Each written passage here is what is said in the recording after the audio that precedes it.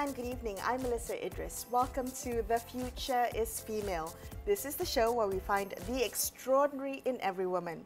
Now, the most recent World Economic Forum Gender Gap Index had seen Malaysia drop 12 places, now ranking 114th out of 146 countries. Now, the most concerning about that report is our standing at 134th place for gender equality in political empowerment, placing us just 12 spots from the bottom. This is very concerning, and so today on the show, we are joined by YB Teo Nie Ching, Deputy Minister of Communications, also Kulai MP. She is the DAP Wanita Chief, and she's here today to discuss the HerLead program and its mission to elevate women's roles in politics. Thank you so much for joining me on the show, YB. Thank you, Melisa, for inviting me. I appreciate you being here, and I'm curious to know, tell me a little bit more about the creation of the HerLead program and what its main objectives are, because we have a lot of these programs about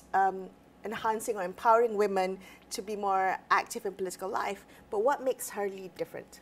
Okay, I think first of all, perhaps I think HerLead is different from the other types of leadership program or campaign program, is that HerLead is not just one-off, in the sense that, yes, the first round of selections or the second round of selection, because first of all, we open up for people to sign up, to express their interest, wants to be selected for the program. Then we receive about 66 applications, and then from these 66, eventually we narrow down to 32.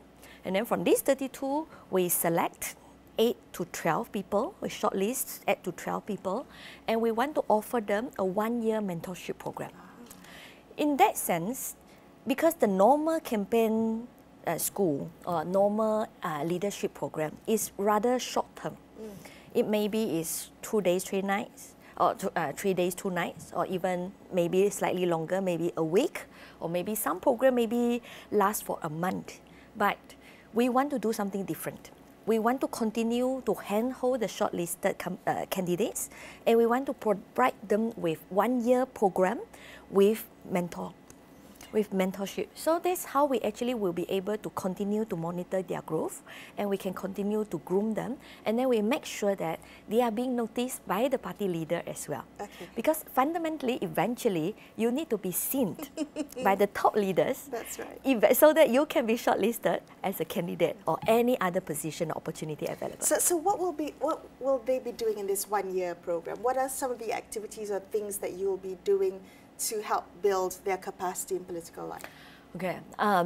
Basically, anything we think politicians need to learn or need to know, we will try to include it inside. For instance? For instance, writing a statement. Okay. For instance, public speaking. For instance, debate. I think this is very, very important. I'm not saying that all politicians must be a speech master, or we must be very good, a fantastic debater. But of course, this will give you certain benefits if you are able to deliver your points in a very effective manner. Of course, we need to manage our social media. Unless you are a minister or a deputy minister, then of course, because of the office that we are sitting in, then we have media officer who are able to help us to manage our social media. But I would say, generally speaking, all politicians, they would need to know how to manage their social media. And especially now, we might not just need to know how to write a post, a Facebook post, but we also need to know how to create short videos and put it on TikTok. So I think these are the skills that we need to prep our young candidates or the shortlisted candidates, so that we can prepare them, so that they can be seen, not just by the party leader, but also general public. Because eventually, if they pick politics as their career, and they have these ambitions to be elected one day, then I think these are the basic skills that they need to learn. Were these the skills you wish you had when you were rising through the ranks in politics as well? Like the training that you wish you received? I was very active in debate since primary school. Okay. So So I must say, perhaps that is also why DAP offered me to be a candidate, even though I joined DAP in January 2008. And I was offered to be a candidate in February 2008. Wow. So it was actually a very, very short period of time. But because I was very active in debate, so they knows that I can be a good speaker. And I think that's why they think it is easier to package me or to promote me to the general public. So yes, but indeed, I do not know how to handle my social media at that point in time. I did not know how should I dress out as a politician. So yes, and I must admit, at that point in time, when I was 27 years old, I get a lot of advice, good advice from Teresa. Ah, I see. Okay. Who is definitely my senior, who has been active in politics since the year 1999. Right.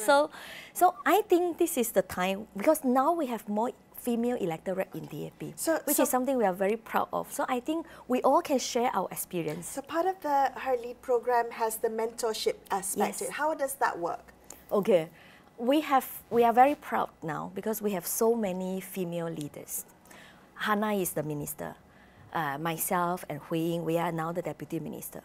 We got deputy speakers in the Dewan Rakyat. We also got ESCO. We got female member of parliament. Out of 40 MPs, 10 are female. And we have, so I believe that all of them would have something good to share with the shortlisted candidates. And so what we intend to do is we want to pair up the leaders with the mentees so that they can have perhaps 3 months or even 6 months mentorship with one leader, and then later on they can move to another mentor, so that we can have more time to sit down, have personal chat with them, and at the same time, if they have any issues that they would need to get some guidance, hopefully we make them feel more comfortable for them to actually get guidance for that particular. Will there also be male mentors, or is it just women on women mentorship? At the moment, I think mentor, we focus on our female leaders. Okay. But yes, I think male leaders in DAP is also very, very important. So what we intend to do actually is to, for example, arrange them to go to the ministry to be an intern. And also, if that is not possible, because not all the male leader is a minister or deputy minister in the government. So another thing we intend to do is to at least arrange a dialogue. So during the closing of HerLead program, 2 days, 1 night program, we invited Anthony Locke to come, our Secretary General. Initially, it's supposed to be a 1 hour dialogue, but because we got so many questions for the participants, eventually we dragged until 1.5 hours. But I think it's very important, because they need to be, first of all, it shows that the participants are brave enough. Yeah, and they are excited and curious and want to learn from party leadership. Yes, yeah. And this is a way for the party leader, especially the male leader, to observe the participants as well. So I think we need to provide that type of exposure. But of course, it's not just limited to party leaders. I think our candidates, we really would like to invite some successful women or ladies from the corporate world, from the business world, or even for government service to actually come and share their experience, because I think exposure is very, very important. YB, can I ask you, having kind of mentorship with women politicians, wonderful, because then you can kind of learn from the experiences, right? But what would you say are some of the specific challenges that women in politics face? I think, generally speaking, I'm very proud of DAP in the sense that we are a party who value women and who are very, very willing to give opportunity to women. But I think, so that's why when I joined DAP in the year 2008, in January, I received a proposal to contest in Sedang at that point in time. Now we call it Bangi Parliament, in February. And by March, I'm already an MP for Sedang. And you can see the previous by-elections at KKB. We are brave enough to field Xiao Tao as a candidate. She was not locally from there, but because she worked in DAP headquarters, and she actually worked in 2 ministers' office previously. So the party leaders the party leaders are aware of capability. So we field her as a candidate, and I think she delivered a wonderful outcome.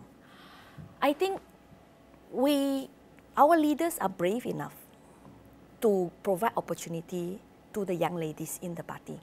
But at the same time, what we must admit is, when we are in government longer, because when I joined DAP in the year 2008, we were just a mere opposition party. Not government in Penang, not government in Selangor, definitely not Putrajaya. So we were a pure opposition party. And at that point in time, the challenge faced by DAP was we don't even have sufficient candidate pool. Our talent are quite limited because being a candidate is not a blessing. I mean, it's not really not a blessing. Of course, people will value this type of opportunity. But it's tough, right? It's tough because, first of all, party don't give you funding to run your campaign. You need to raise your money. So a lot of people, of course, we were very lucky because in the year 2008, it was the first political tsunami. So we managed to raise so much public donation. But it wasn't necessarily the case before that. In much earlier, when the wing was not there, it is possible that a candidate need to use their own saving, their own pocket money to support their own campaign. Because for DAP, once you are a candidate, but you don't get resources from the party. But instead, you usually will need to contribute back to the party by buying merchandise, etc. And party will not help you in terms of funding. Usually, you need to do your own fundraising. So that's why in the year 2008, it wasn't that easy to even make sure all the seats contested by DAP got a candidate. And that's why they offered me a candidature in February. If now, I don't think people would be able to imagine, why is it so? If become a candidate for DAP, I'm sure a lot of people would like to get this opportunity. And indeed, this is the case now. But when we are in state government for more than 15 years, we are now also in federal government for the second time. That means that people know that by becoming a DAP candidate, it actually is like, meaning that we guarantee that we will be in government, especially in Penang and Selangor. So I wanted to ask you, you mentioned there were like 60 over applications to join the HerLead program. Who are they? Where are they from? Are they just everyone, like people from different walks of lives? I ask because previously, the route to enter politics has always been somewhat, you had to have either political lineage, you had to have family in the political party. That would be the most common way women would be active in politics. But is that the case now? Are you seeing more women from different walks of life being interested in a career in politics? Definitely. And that's why, as a Wanita chief of DAP, when I sit down and review the application, that's finally I realized that we got so many talents hidden somewhere, and I don't know them. Of course, I think from the applicants, I personally know perhaps half of them.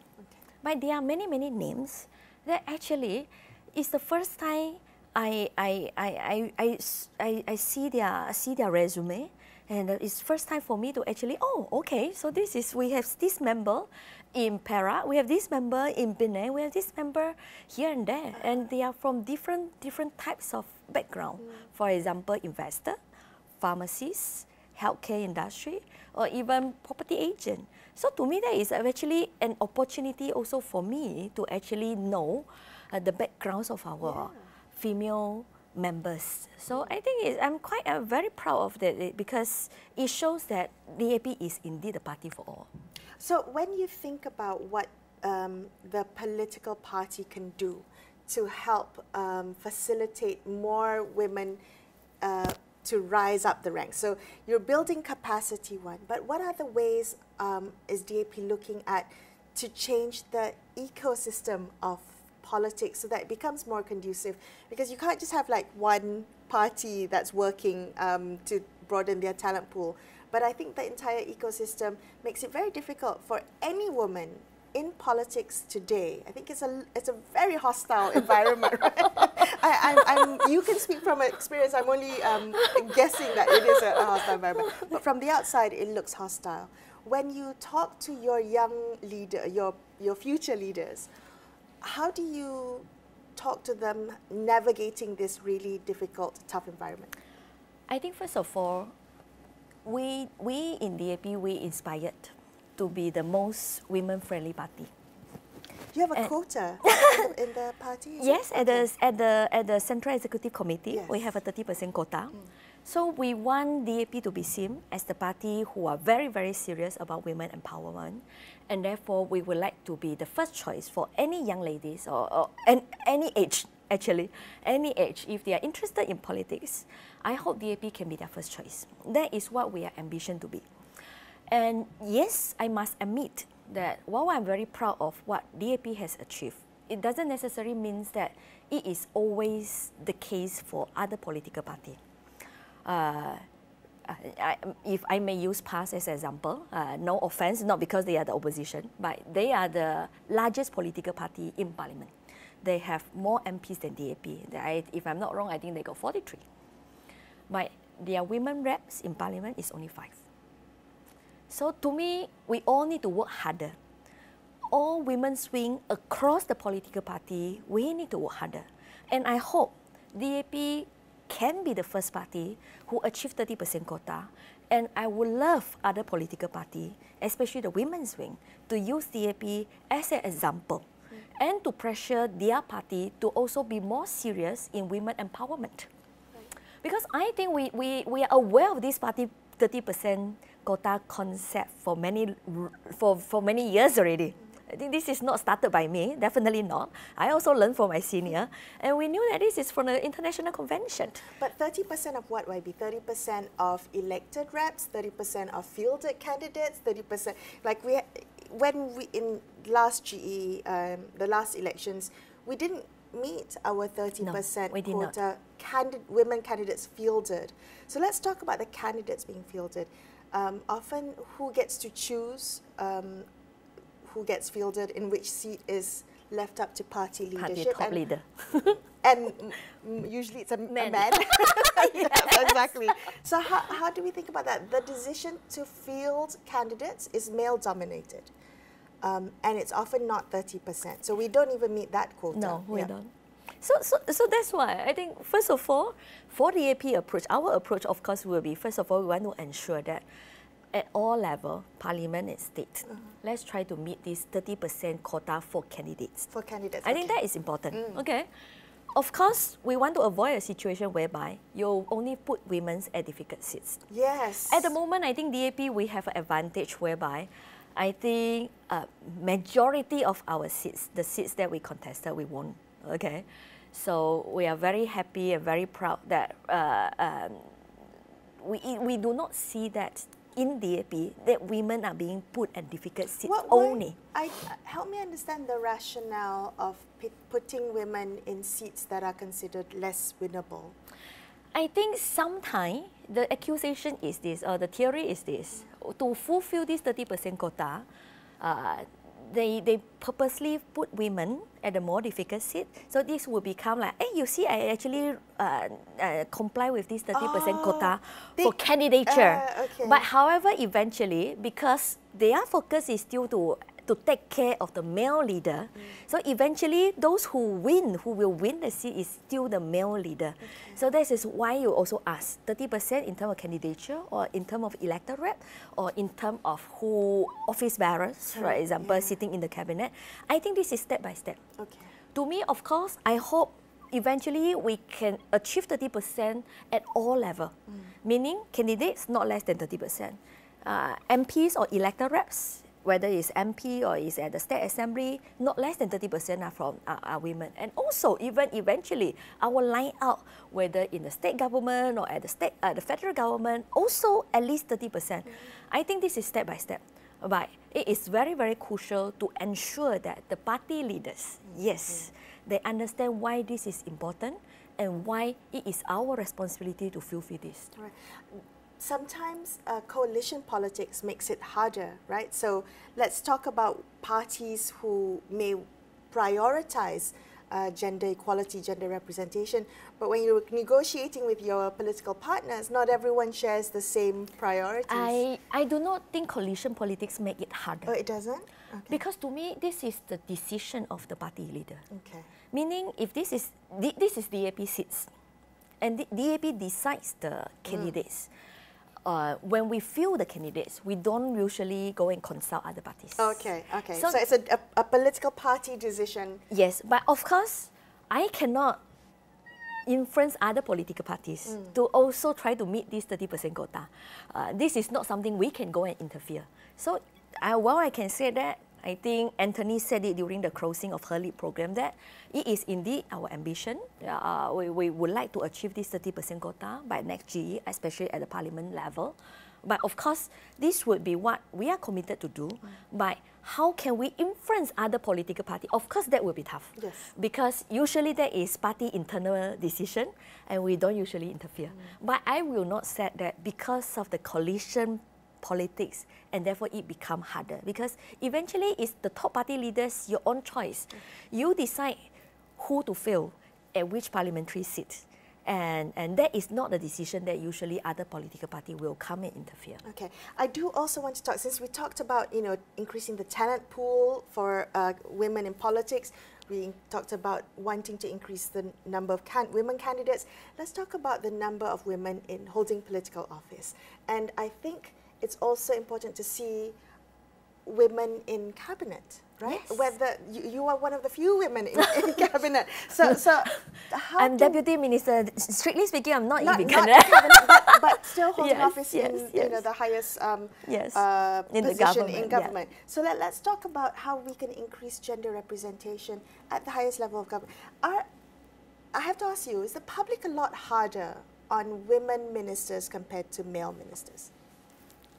It's difficult questions. I think, generally speaking, yes. And actually, it's not just personal feeling. I think it was proven by many surveys.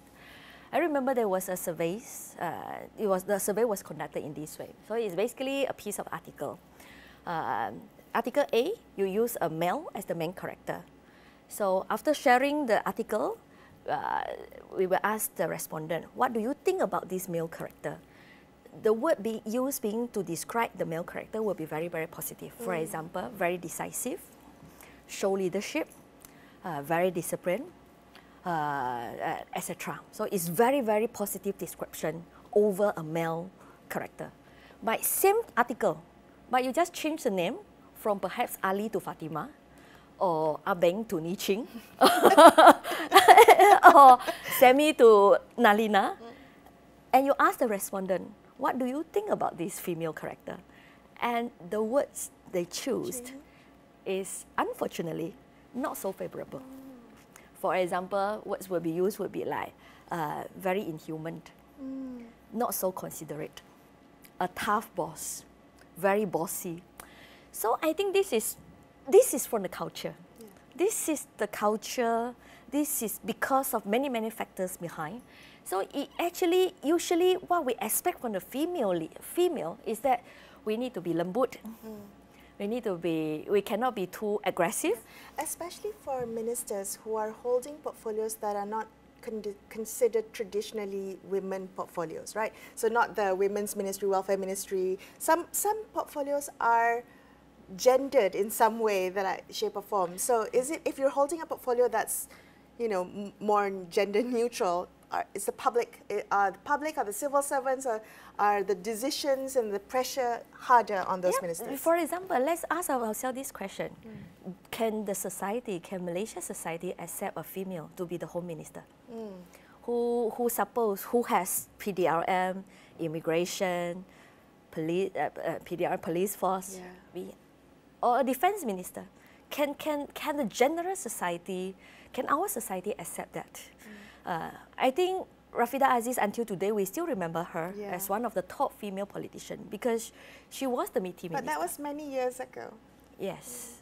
And the question is, women minister, other than women ministry, can we one day see them become a finance minister? Yeah. Can we see them one day become, do we have another, we have Skat Wan as our deputy prime minister? But if not because she is the wife to Datuk Sri Anwar Ibrahim, Wan Aziza, Datuk Sri Wan Aziza is a fantastic leader. But we know the fact that she became the party head because of Datuk Sri Anwar Ibrahim. actually, she is very capable. I would say she is one of my favorite politicians, really. But the problem is, take away these family factors. Can we foresee another female leader become the head of a political party in the near future? If the answer is still no, I think this shows that we still have this gender gap. Or we still don't, our society, generally speaking, still don't believe that male leader and female leader, they are equally good. Yeah, agreed. Well, I hope that your HerLead program will help to change some minds and build capacity. Thank you so much, YB, for joining me on the show. In the last minute or so that we have left, I do want to ask you, what is your vision for the future of women in politics, not just in DAP, but across the board, for a new generation of female politicians? I think, as you mentioned at the beginning, I think female participation rate in politics in Malaysia is still extremely low. It's extremely low. This is something that we really should feel ashamed. We really feel ashamed. But we need you young ladies to join us in the battle. I'm very fortunate in DAP. I joined party and they offer me candidature at the age of 27. Even though I just joined party for less than a month, I got this opportunity. And I hope I can do the same for many, many other young ladies in Malaysia. So don't think politics is male-dominated. Don't think politics is dirty. If without your participation, we will not be able to change it. But it's only with your participations that we will slowly change and make sure that the politics arena is also more and more women-friendly. Thank you so much, YB. Thank you, Melisa. Thank you. Thank you for having me. That's all we have for you on this episode of The Future is Female. I'm Melisa Idris, signing off for the evening. Thank you so much for watching. Good night.